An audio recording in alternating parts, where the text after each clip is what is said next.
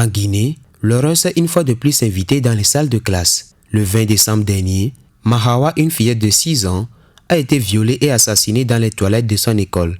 Ce crime d'une cruauté insoutenable s'ajoute à une longue liste de violences sexuelles perpétrées contre les enfants, reflétant un fléau qui ronge silencieusement le pays.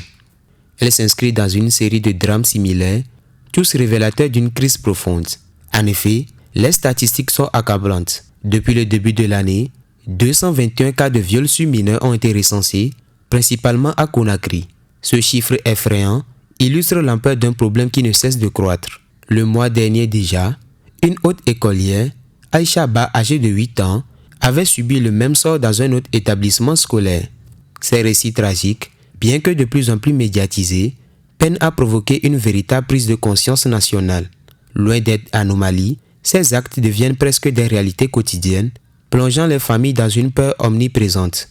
Dans ce contexte, les écoles, lieux traditionnellement synonymes d'apprentissage et de sécurité, se transforment en espaces de danger. Cette inversion de rôle a des conséquences désastreuses.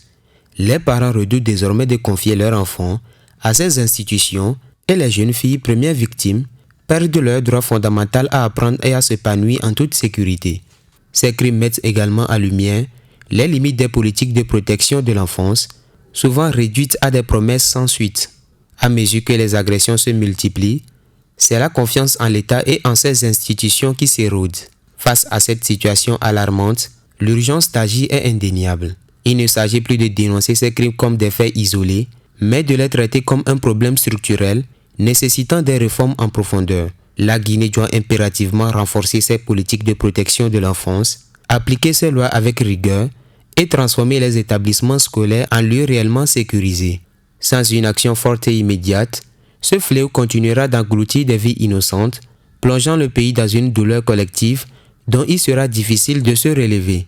Il en va de l'avenir des enfants, mais aussi de l'âme d'une nation confrontée à l'urgence d'une réponse décisive.